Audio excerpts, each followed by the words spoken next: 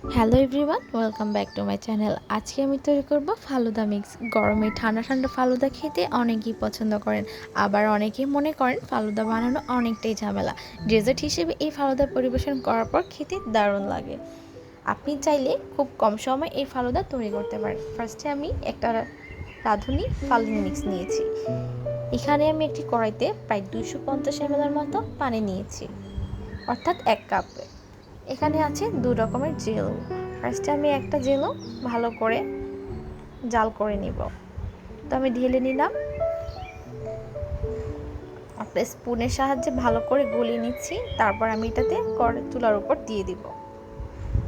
5 মিনিটের মতো জাল করে একটা বাটিতে ঢেলে নিব, ঠান্ডা করে নিব এবং ফ্রিজে রেখে দেব। সেম একই পদ্ধতিতে আরেকটা জেলও জাল করে বাটিতে দিয়ে দিব। বাটিতেই সেট হবে, ঠান্ডা করে রেখে দিচ্ছি। এখন আমি ফ্রিজে রেখে দেব। একটা কড়াইতে আমি নিয়ে নিলাম দুধ। আমি এখানে লিকুইড দুধ নিয়েছি, আপনারা চাইলে গুঁড়া দুধও নিতে পারেন। আর এখানে দিয়ে দিলাম ফালুদা মিক্সার। এখানে আছে নুডলস, সাবুদানা, চিনি ও কিশমিশ। দুধ যখন সামান্য গরম হয়ে আসবে তখন আমি এই ফালুদা মিক্সারটা দিয়ে দিব।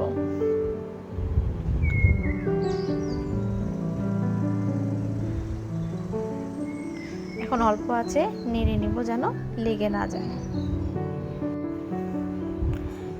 দেখেন কত সুন্দর একটা ঘন হয়ে এসেছে। যখন বুঝতেই পারবেন ঘনত্ব হয়ে গিয়েছে তখন আমি এটাকে রেখে দেব, জাল করা বন্ধ করে দেব। এখন আমি জেলগুলোকে কিউব করে কেটে নেব। একটা ছুরির সাহায্যে আমি কিউব করে নিচ্ছি। সেম একইভাবে আরেকটা জেলেও আমি কিউব করে কেটে নিচ্ছি। এখন আমি জেলগুলোকে ছেড়ে নিব। অন্য একটি বাটিতে আমি ফালুদা মিক্সারটা ঢেলে দিলাম, দিয়ে দিলাম জেলগুলো। আপনারা আপনাদের পছন্দ মতো ফল ব্যবহার করতে পারেন। এখানে আমি দিয়ে দিয়েছি কিউব করা আপেল। এখন দিয়ে দিলাম কিউব করা কলা। এখন আমি একটা স্পুনের সাহায্যে সামান্যভাবে করে নেড়ে নিব। দিয়ে দিলাম কিশমিশ।